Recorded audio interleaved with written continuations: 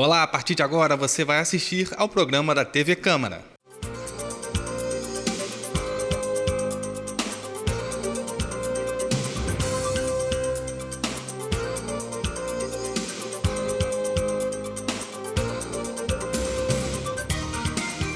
Chegou a hora do quadro Fique por Dentro.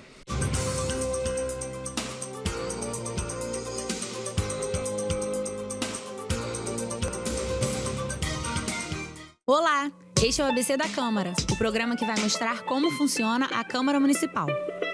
Neste episódio, vamos falar sobre as lideranças da Câmara Municipal. O líder de um partido é o vereador que está autorizado a falar em nome da bancada desse partido e é o seu intermediário oficial em relação a todos os órgãos da Câmara Municipal.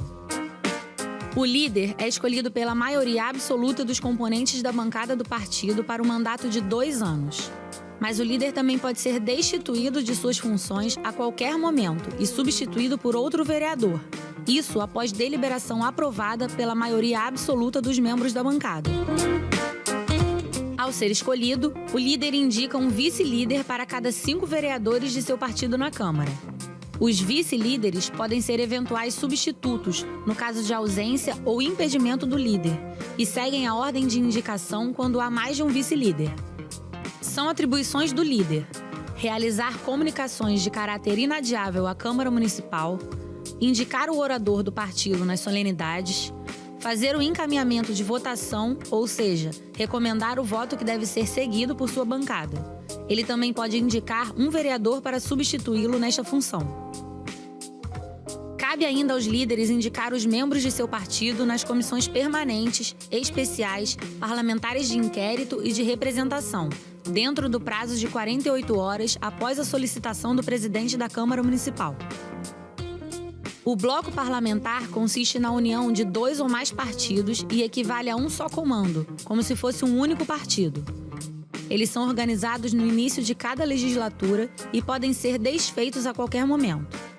São formados por vereadores agrupados de acordo com a sua representação partidária, através de ofício encaminhado pelos líderes de cada partido à mesa diretora. Existe ainda na Câmara Municipal a liderança do governo. O líder do governo é um vereador indicado pelo prefeito. A ele cabe falar autorizadamente no grande expediente em nome do prefeito, ser seu intermediário junto à Câmara Municipal e discutir e encaminhar a votação das matérias de autoria do prefeito. Hoje você conheceu um pouco mais sobre as lideranças da Câmara Municipal. Até o próximo ABC da Câmara.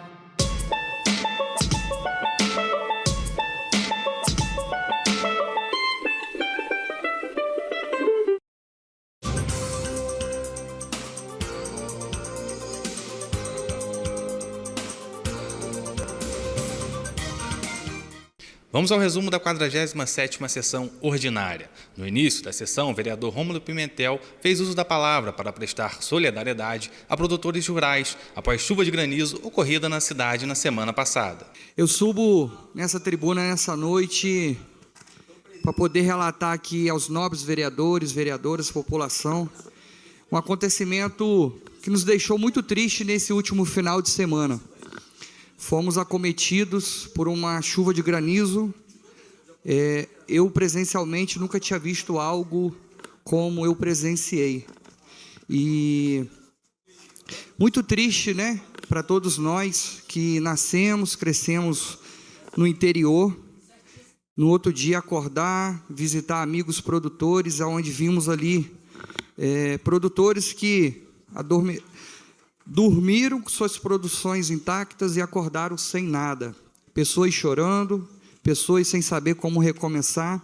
E subo aqui nessa tribuna, nessa noite, para me solidarizar com todos os produtores e produtoras rurais. Vi situações ali muito difíceis, mas eu creio que eles vão dar a volta por cima, doutor Bruno. Porque o produtor, a mulher produtora são fortes. E é o que eu falo, o dom que eles têm, eles não obteram isso numa faculdade, isso é dom de Deus. E eu tenho certeza que Deus vai dar força a cada um para poder dar a volta por cima, para poder se recuperar. Eu confesso a vocês que eu tinha marcado nessa noite com uma pessoa para poder entregar uma moção especial de louvor, mas eu desmarquei em respeito aos produtores e produtoras rurais. Não cabia nessa noite no meu discurso momento para homenagem, apenas de me solidarizar por todos vocês. Abrindo a matéria das ordens do dia, o vereador Cláudio Damião fez um requerimento de informações relativo às unidades de saúde e estratégias de família da cidade. Nós visitamos as estratégias de saúde da família e aqui tem elementos que atingem diretamente o servidor que trabalha nas unidades, nos postinhos de saúde, e também a população. Então, nós temos que dividir aqui em dois atores importantes, né?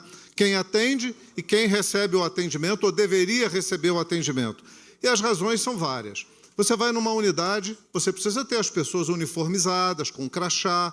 Quem trabalha fazendo visita nas casas tem que ter, no mínimo, um celular ou um laptop entregue pela municipalidade para prestar esse serviço. Não é aceitável que a pessoa tenha que ter um celular próprio para poder produzir o resultado do seu trabalho. É algo absurdo, mas é o que acontece, infelizmente, em Nova Friburgo. Os servidores que trabalham na estratégia de saúde da família, aqueles trabalhadores que visitam as famílias, que dão a primeira atenção, eles não têm os equipamentos. E aí acontece um fato que pode parecer exagero, mas não é, é realidade, de um servidor que foi abordado pela polícia porque foi visitar uma família e a família não conhecia esse profissional que foi lá prestar assistência, atendimento, e chamou a polícia. E esse profissional foi abordado depois, não, eu sou agente da estratégia de saúde da família, ficou tudo resolvido, mas é um constrangimento, as pessoas não precisam passar por isso. Imagina, você vai abrir a porta da sua casa para qualquer pessoa sem identificação? É muito grave. Então, essa é uma das primeiras questões. Um crachá, pelo amor de Deus, a prefeitura é incapaz de fornecer um crachá de identificação para o trabalhador, uma camisa de uniforme, um avental, um jaleco, seja lá o que for, e principalmente um equipamento para ele poder registrar os dados das visitas que ele está fazendo. Agora, se tem um problema diretamente ligado ao servidor que vai à rua para atender a família, tem uma outra situação que é a estrutura das unidades. Olha, as unidades têm uma cozinha, muitas vezes acanhada. Os fogões são doações de moradores. O fogão ficou velho, está todo enferrujado, doa para a estratégia, e você vai lá, você se espanta. Fala, olha, mas como é que a prefeitura mobiliou essa cozinha? Não, ele não mobiliou. É pior, ela não mobiliou. A pessoa ganha, ou ela doa quando ela tem em casa um fogão, ou ela recebe uma doação de uma pessoa simpática ali, a estratégia. E aí, para ter um micro-ondas, os trabalhadores têm que se cotizar, pegar dinheiro do próprio bolso para comprar um micro-ondas para poder aquecer uma comida no local de trabalho. Isso é aviltante. Não fornece um pó de café, não fornece um açúcar. Todo local de trabalho, o mais pobre, o mais humilde, tem no mínimo um cafezinho para oferecer. O trabalhador da saúde nem um cafezinho tem. É muito duro, né? E essa realidade ela vai se multiplicando nas condições de trabalho, com salas cheias de mofo, onde o ambiente de trabalho é inadequado, porque você ser atendido numa sala mofada, contamina aquele paciente que vai fazer um curativo. Ao mesmo tempo, contamina o trabalhador que está ali o dia inteiro naquele ambiente contaminado, mofado, com goteira, salas improvisadas. Olha, eu recomendo visitar a estratégia de saúde da família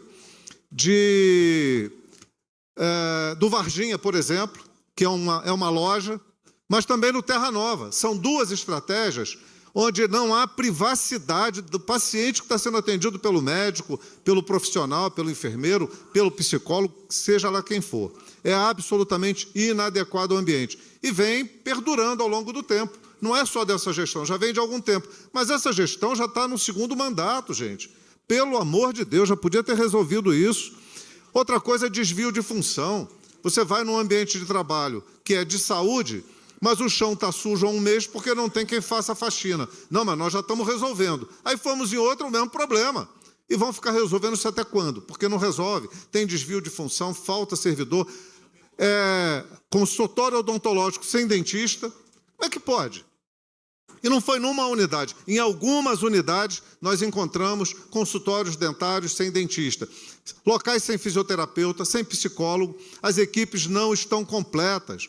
Se nós queremos melhorar a qualidade do atendimento, desafogar o Raul Sertã, que é um dos maiores problemas que a municipalidade tem com relação à saúde, é melhor funcionar bem as estratégias de saúde da família. Mas não funciona o hospital, a estratégia tem dificuldade, e aí nós estamos fazendo esse trabalho de fiscalização, estamos montando um relatório, vamos entregar esse relatório ao secretário de saúde para ver se, a partir desse relatório, as coisas começam a mudar. Mas eu não posso deixar de fazer um requerimento de informação. Eu quero entender por que chegou a esse ponto de degradação, de humilhação de quem trabalha e de humilhação de quem é atendido.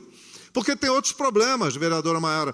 Tem um problema que foi instalado por essa gestão, que é contratar uma empresa para um sistema de cadastramento dos pacientes, quando tinha um sistema gratuito, fornecido pelo governo federal, e o município gasta 8 milhões e 400 para perder os dados, para não conseguir cadastrar o usuário, para perder os exames, para a pessoa sair da fila e voltar para o final da fila.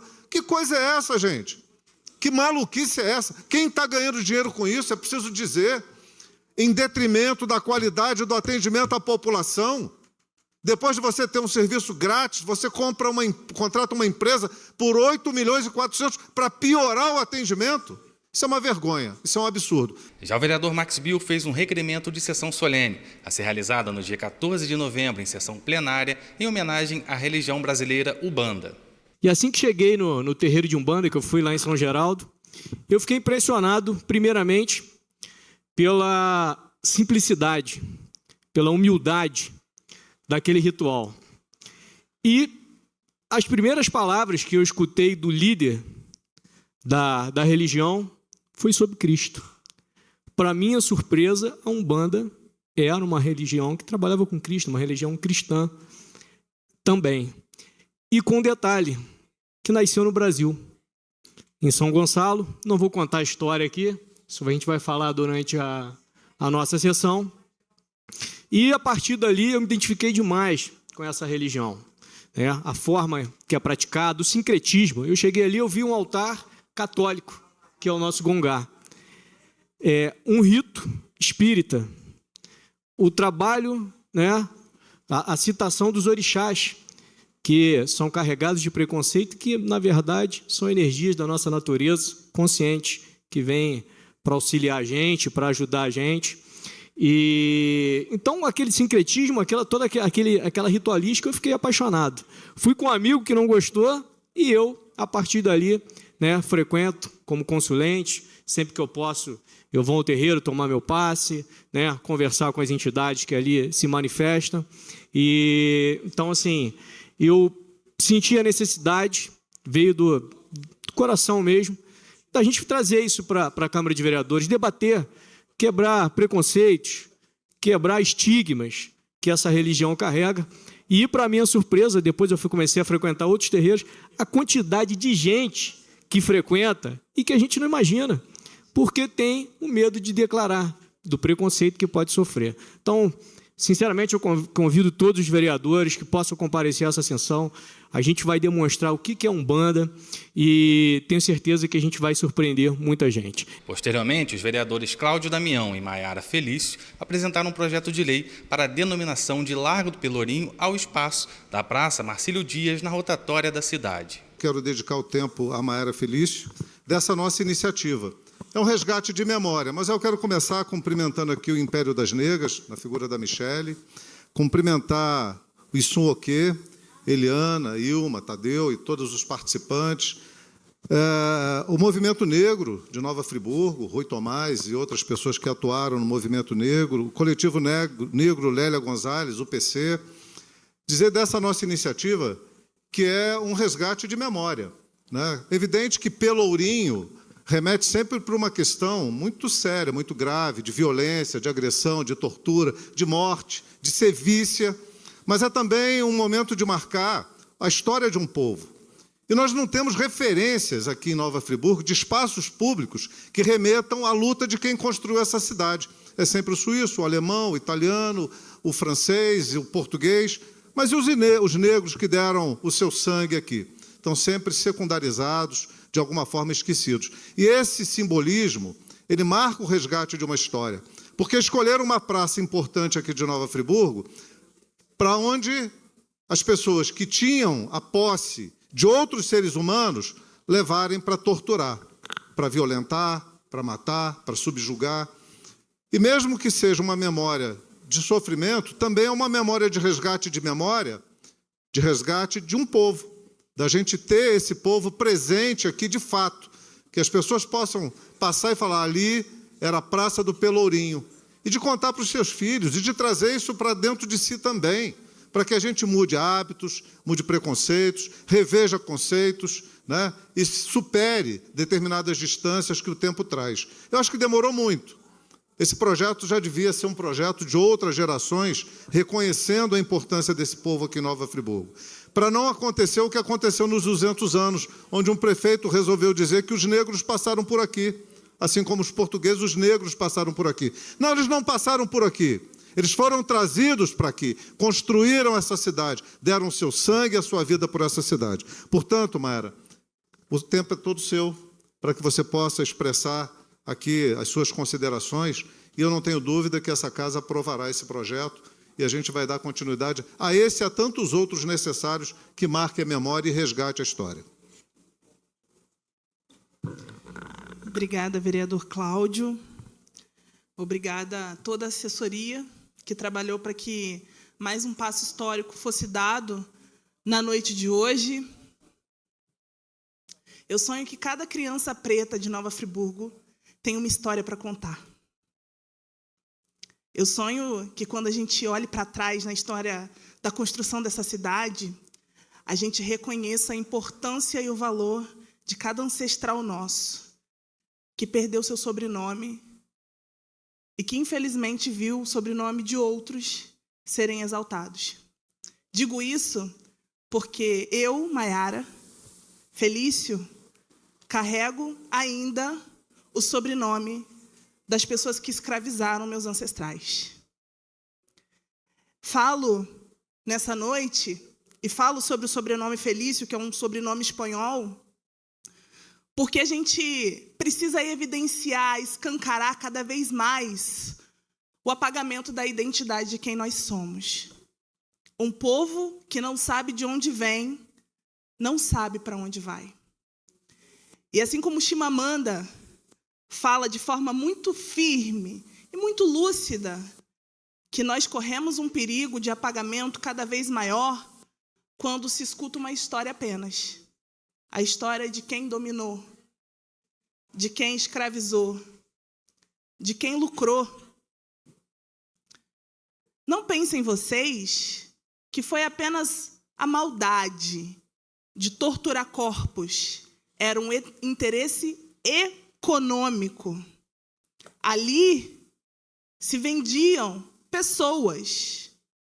O fundamento de tudo o que aconteceu foi dinheiro.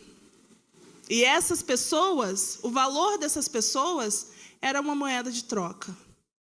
Então, hoje, vereador Cláudio, e eu agradeço muito a sua iniciativa, porque isso tem que ser dito, é uma iniciativa que você puxa, me convida, chama os movimentos, e cá estamos hoje, nessa noite, com cada um de vocês parlamentares, para a gente sacramentar.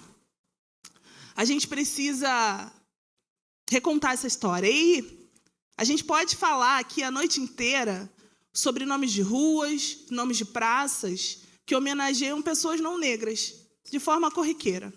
Raras são as vezes quando nós homenageamos pessoas negras que estiveram inseridas na luta antirracista. Porque é isso que nos interessa. Falar sobre Marcílio Dias é falar sobre um homem negro. Mas nós precisamos também falar de pessoas negras que dedicaram a sua vida pelo fim da escravidão e pela luta pela liberdade. Gente, a gente não pode fazer a defesa desse projeto sem reverenciar quem manteve essa memória no nosso território. E aí, assim como o vereador Cláudio disse, eu preciso que essas palavras saiam da minha boca. O movimento negro, isso o quê? O movimento Império das Negras, o coletivo negro Lélia Gonzalez, cada capoeira que entoa em suas rodas cantigas que contam as histórias de quem veio antes de nós. Ao povo e às lideranças do carnaval que todo ano falam sobre nós na maior festa do mundo. A cada mãe, pai de santo, Ialorixá, Babalorixá, zelador de santo, que mantém a nossa fé acesa. Ao maracatu, que luta bravamente contra o racismo cultural. Falo aqui para cada pessoa negra presente. E eu me emociono. Me emociono porque os corredores dessa Câmara estão começando a ver o nosso povo circular aqui, como assessores, como profissionais da política, como pessoas intelectuais e como parlamentares que vão lutar pela história do próprio povo. Falo para cada um aqui que tem um familiar negro ou até mesmo alguém que ama muito uma pessoa preta. O voto de vocês é para cada uma dessas pessoas que vocês se lembraram agora. Isso aí não tem fronteira, gente. É para todo mundo. Vai dizer, vereador Isaac, que lá na sua base não tem pessoas negras. É a história desse povo. É reconhecer a história do bisavô, do tataravô. E aí, eu faço mais uma provocação, vereador Cláudio, para não tomar o tempo todo. Nós não conseguimos dizer de onde de África nós viemos. Porque as pessoas, às vezes, têm uma visão de África como se fosse um país. É um continente gigante. Enquanto nós vemos se ostentar sobrenomes italianos, suíços, alemães, nós não sabemos de onde de África nós viemos. E esse movimento aqui é pequeno, é importante, é simbólico, mas ainda temos uma infinidade de coisas para conquistar. E nós começamos pedindo: Nova Friburgo, conte a história do meu povo. Celebre a história do meu povo. Não tenha vergonha da cor do meu povo. Não venda turismo excluindo o meu povo. Reconheça que na construção desse território, 70 anos se passou dentro do período de escravidão. Nós não podemos nos esquecer. E hoje, vereador Cláudio, nós damos mais um passo para que nenhum de nós se esqueça.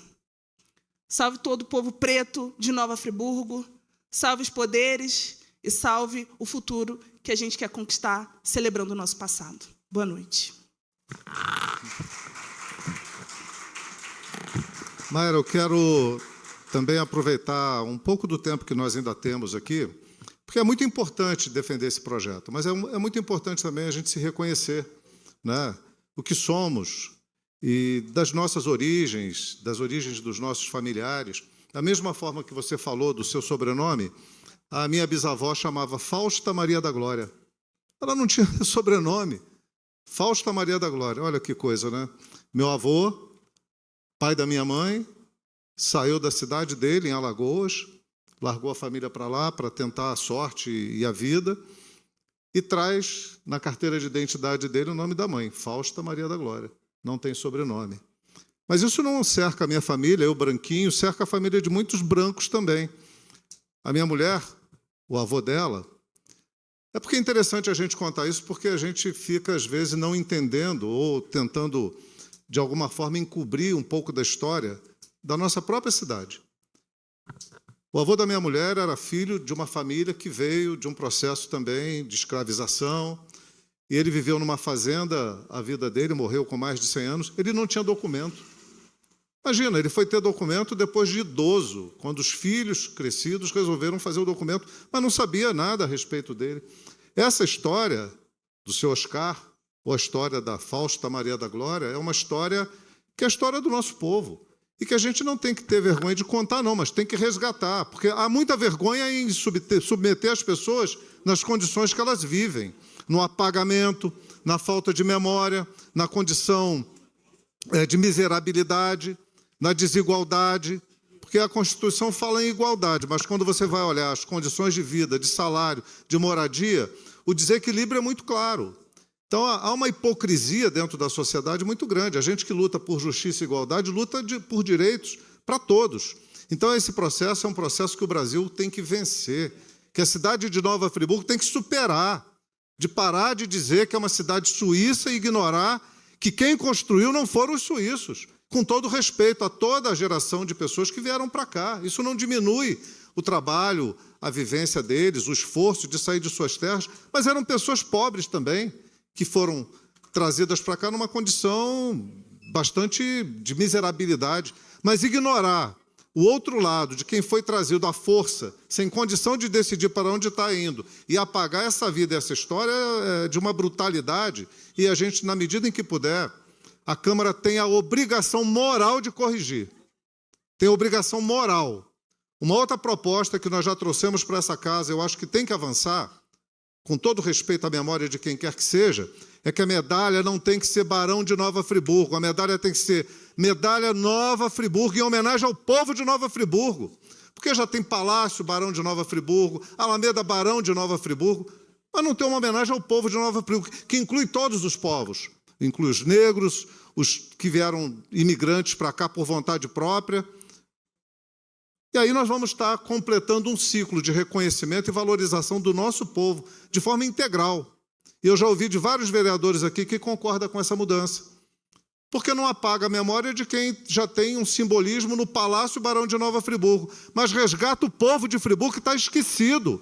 Quando você homenageia alguém, não é o povo de Nova Friburgo que está sendo lembrado, é um barão que já passou, já ficou para trás, já foi esquecido, e vamos ficar relembrando esse barão a vida inteira, e o povo vai ficar realmente esquecido na sua memória, na sua importância, no seu valor. Eu quero homenagear a vereadora Maiara com a medalha Nova Friburgo.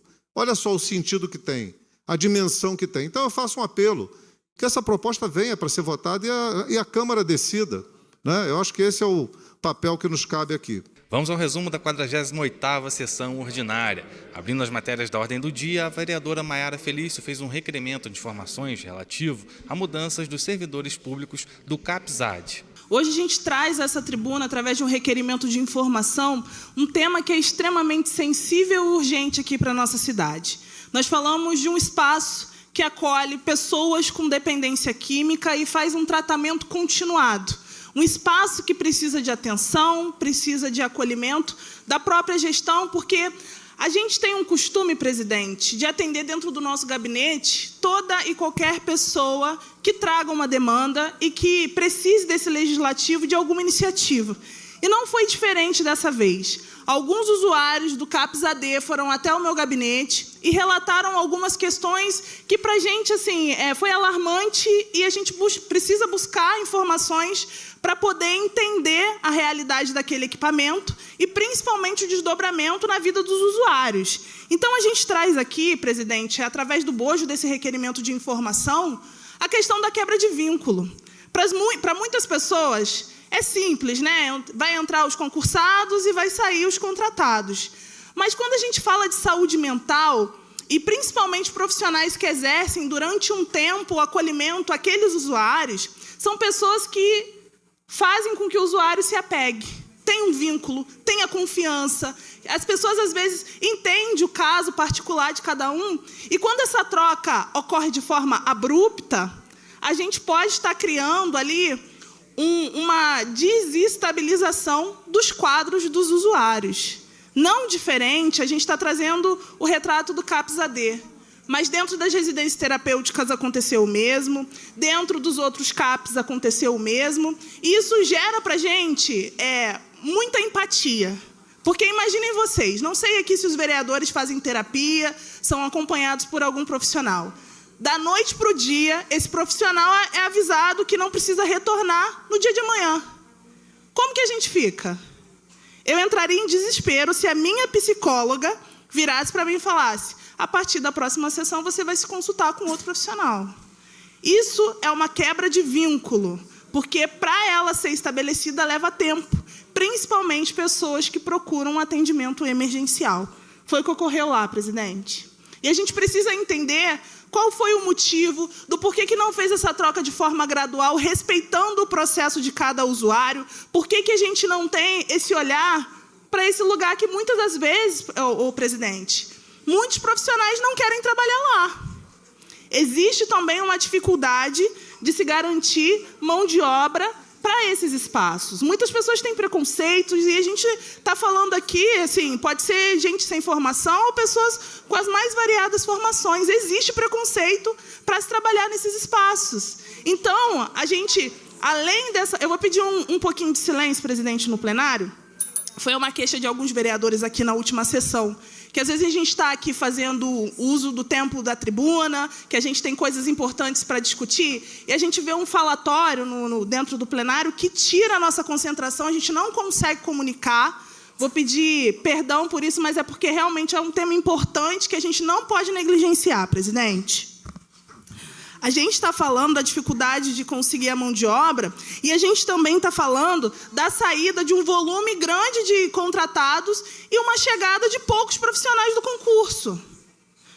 A gente entende, a gente defende o servidor público, os concursos públicos. Mas quando essa troca é feita à revelia, sem respeitar o quantitativo de cada equipamento, a gente está negligenciando, presidente, o tratamento das pessoas que ali estão. Então, não é só nesse espaço. Eu sei que os vereadores receberam reclamações de outros lugares, que dentro do hospital se retiram a mão de obra e não há devolutiva desses profissionais, de outros profissionais, para dar conta da demanda, né, de cada equipamento. É importante falar que o CAPS-AD, gente, ficou sem psiquiatra durante 2 meses. 2 meses. E aí a gente não está falando só do prejuízo do tratamento. A gente está falando também de vários casos novos que precisam do laudo para ter acesso ao espaço através do transporte público. Porque para fazer a carteirinha do ônibus, precisa do laudo, precisa da comprovação do vínculo com o equipamento. A gente está trazendo a questão também que também durante 2 meses o equipamento, assim como os outros CAPs, ficaram desabastecidos de carne. Eles ficaram esse tempo todo se alimentando de arroz, feijão, a salada do dia dentro do cardápio e ovo. Depois, o vereador Bruno Silva fez uma indicação legislativa sobre projeto de lei que institua uma creche para idosos na cidade. É com muita alegria e muita satisfação que estou aqui nessa tribuna para poder apresentar uma indicação legislativa. É o instrumento que o vereador tem em mãos por conta da nossa legislação. Indicação legislativa para que o prefeito institua na cidade de Nova Friburgo creche para idoso.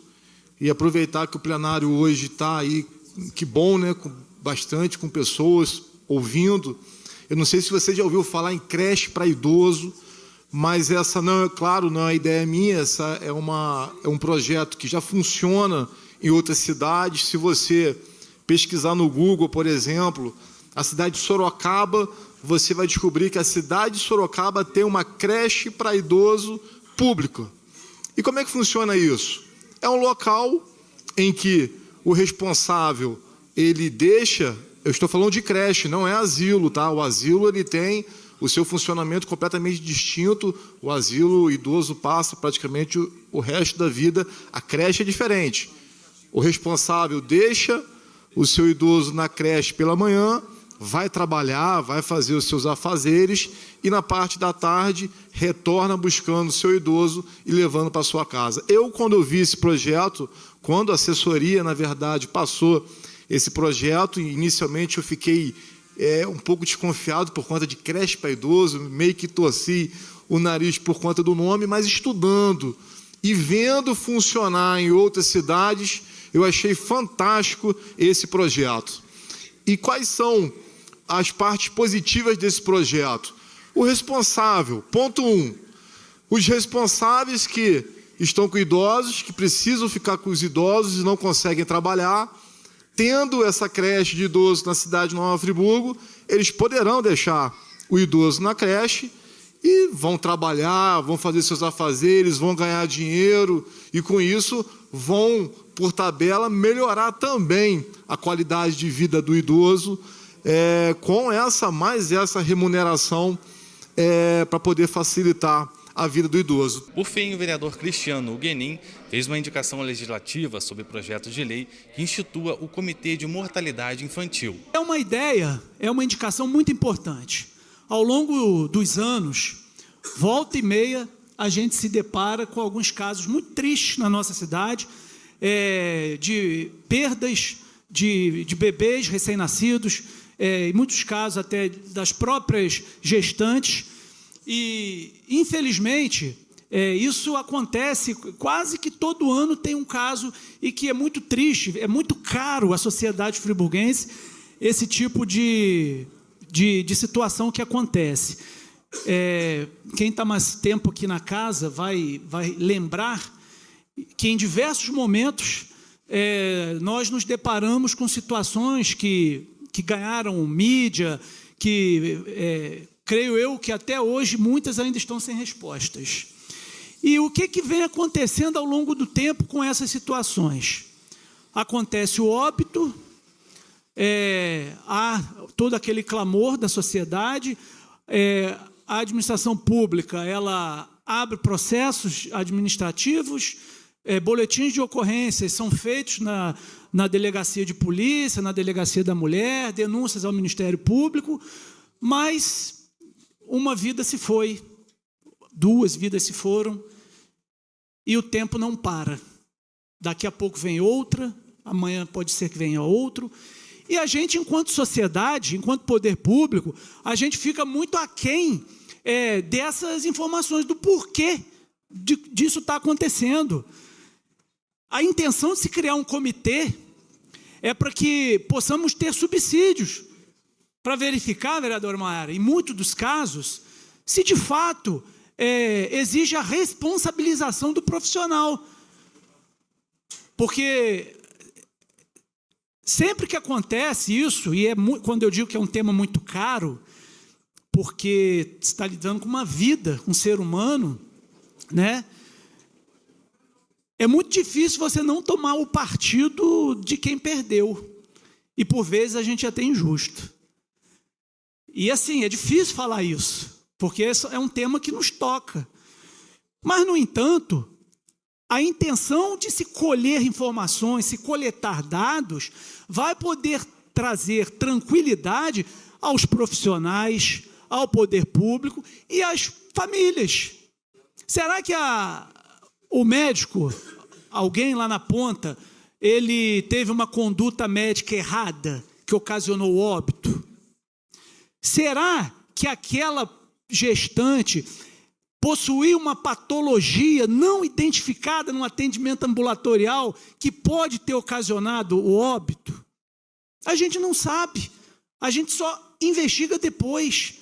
E não investiga, gente, não investiga. Sinceramente, pode-se apurar responsabilidade, mas, sinceramente, a gente criar um banco de dados, de informações, que vão poder ordenar, direcionar o atendimento que é realizado na unidade pública, eu tenho certeza que vai ser, a médio e longo prazo, muito importante para que a gente, se não encerrar com esse capítulo triste, ao menos dirimir muito essas ocorrências que, ao longo dos anos, vêm acontecendo em nossa maternidade.